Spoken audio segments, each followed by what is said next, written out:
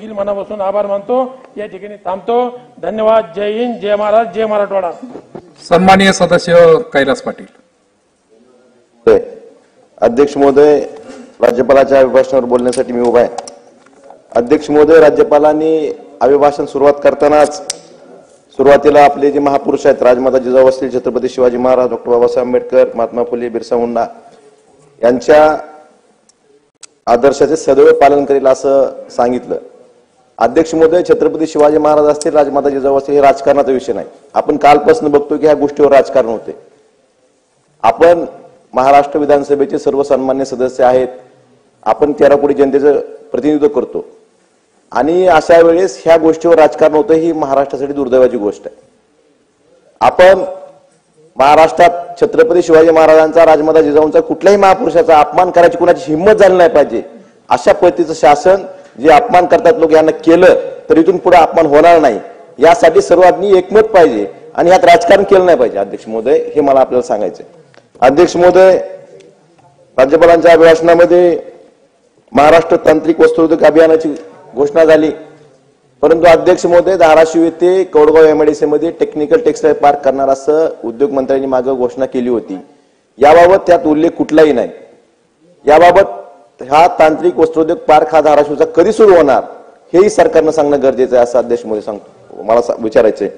अध्यक्ष महोदय, धाराशिव एमआयडीसी मध्ये एखाद्या उद्योजकाला प्लॉट घ्यायचा असेल तर त्याला 1650 रुपये स्क्वेअर चौरस मीटरचा भाव आहे आणि तोच जर कुरकुम मध्ये घ्यायचा असला तर 450 रुपये भाव आहे। मग कसा कुठला उद्योजक तिथं उद्योग उभारेल?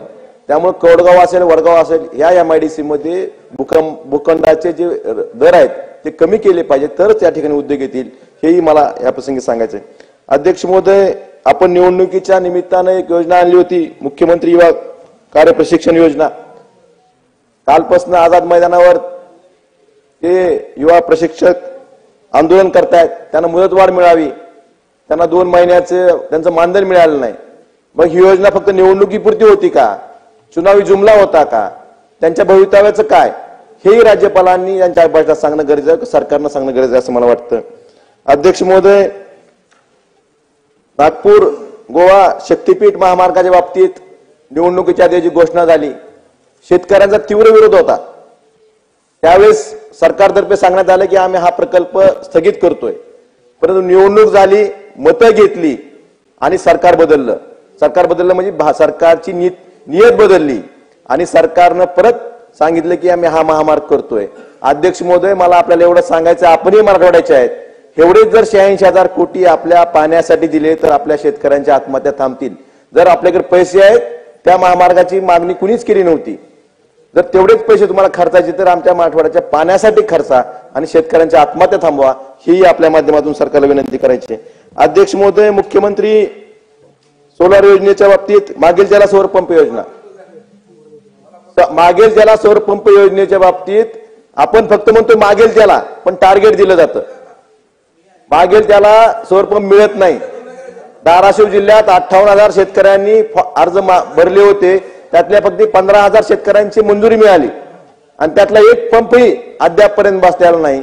अध्यक्ष महोदय, निवडणुकीच्या वेळेस, निवडणुकीच्या महिन्यात आपल्याला दाखवतोय असे 3 नेत्यांचे फोटो टाकून 0 वीज बिल वाटप केले होते, सगळ्यांच्याच मतदारसंघात केले असतील 0 वीज बिल, पण त्या शेतकऱ्याला आता फेब्रुवारीमध्ये 1,12,000 बिल आले। हे कुणाची फसवणूक केली तुम्ही? म्हणजे निवडणुकीपुरतं काहीतरी 0 लाईट बिल द्यायचं म्हणून शेतकऱ्यांना लाईट बिल द्यायचं, स्वतःचे फोटो टाकायचे आणि आता त्या शेतकऱ्याला 1,12,000 लाईट बिल आले पहिल्या थकबाकी सहित। ह्यावेळेस इथं फोटो टाकला नाही, हे मला आपल्याकडे देतोय मी। अध्यक्ष महोदय, पण शेतकऱ्यांची फसवणूक आहे, कुणाला फसवताय तुम्ही? शेतकऱ्यांना। कशा आत्महत्या थांबतील? ही फसवणूक शेतकऱ्यांची करू नका, अशा शेतकऱ्यांचा तळतळाट घेऊ नका। अध्यक्ष महोदय, मला एवढंच आपल्या माध्यमातून सरकारला सांगायचं।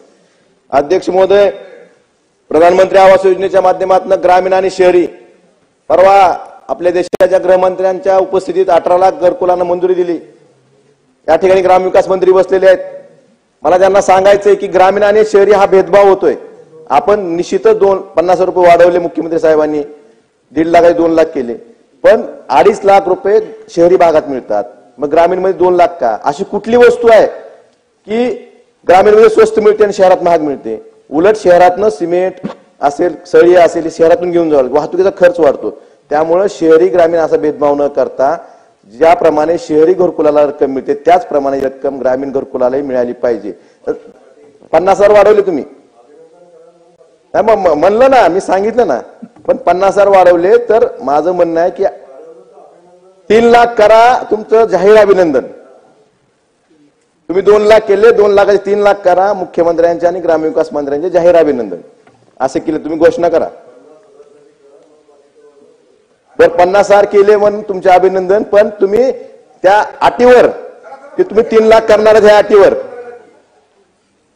अध्यक्ष महोदय, पीक कर्जाच्या बाबतीत आपण सांगितलं की आपण किसान क्रेडिट कार्ड शेतकऱ्यांना देतो, परंतु मागच्या वर्षी अध्यक्ष महोदय सांगितलं गेलं की सिबिलमुळे कुणाचंही कर्ज नाकारलं जाणार नाही. परंतु ज्यावेळेस राज्यस्तरीय पीक समितीची प्रोसिडिंग आलं त्यात बँकांना कुठल्याही सूचना नव्हत्या. सिबिल पाहूनच शेतकऱ्यांना कर्ज दिलं जातं. सिबिल जर असलं खराब तर शेतकऱ्यांना कर्ज दिलं जात नाही. ओटीएस मध्ये एखाद्या शेतकऱ्यांना जर कर्ज भरलेलं असलं तर त्याला पुनर्कर्ज दिलं जात नाही. त्यामुळे नाईलाजानं परत शेतकऱ्यांना सावकाराच्या दारात जावं लागतं. त्यामुळे अध्यक्ष महोदय, माझी विनंती आहे की फक्त घोषणा न करता कागदावर या गोष्टी आल्या पाहिजेत. अध्यक्ष महोदय, शेवटचा विषय, सोयाबीनच्या बाबतीत आपण सांगितलं की 11 लाख मेट्रिक टन खरेदी केलं. आपल्या राज्यात जवळपास 45 लाख हेक्टरवर सोयाबीनचे पेरा होतो. जवळपास 65-67 लाख मेट्रिक टन उत्पादन होतं. त्यातलं 11 लाख मेट्रिक टन आपण खरेदी केलं. बाकी सोयाबीनचं काय? भावांतर योजना नाही, बरोबर आहे, राहिलं त्याचं काय? ज्या शेतकऱ्यांनी नोंदलं होतं, ज्या शेतकऱ्यांनी नोंद केली होती त्या शेतकऱ्यांना सगळ्यांचं खरेदी करू शकला नाही. हे सरकारचं अपयश आहे. आम्ही सांगत होतो की केंद्राची संख्या वाढवा. केंद्राची संख्या का वाढवली नाही खरेदी केंद्राची? शेतकऱ्यांनी नोंद करून सुद्धा त्या शेतकऱ्यांना परत सोयाबीन घेऊन जावं लागलं. 5-5 दिवस त्या खरेदी केंद्रावर थांबावं लागलं. ह्याला जबाबदार कोण? त्या शेतकऱ्यांचं काय? आणि ज्या शेतकऱ्यांना 3,500-4,000 हे सोयाबीन खुल्या बाजारात विकावं लागलं, ह्याला भावांतर योजनेच्या अंतर्गत तुम्ही कधीपर्यंत लाभ देणार हे सरकारनं सांगणं गरजेचं आहे. आणि नैसर्गिक आपत्तीच्या बाबतीत ही केवायसी करून सुद्धा 1-1-1.5 महिना झालं तरी शेतकऱ्यांच्या खात्यात पैसे जमा होत नाहीत. हे पैसे शेतकऱ्यांना कधी मिळणार एवढं सरकारनं सांगावं. आणि ह्या सगळ्या गोष्टी केल्या आपण मग सरकार अभिनंदनास पात्र राहील. त्यामुळे मी एवढंच बोलतो आणि माझ्या शब्दांना विराम देतो. धन्यवाद. सन्माननीय सदस्य सत्यजित देशमुख. मी आदरणीय राज्य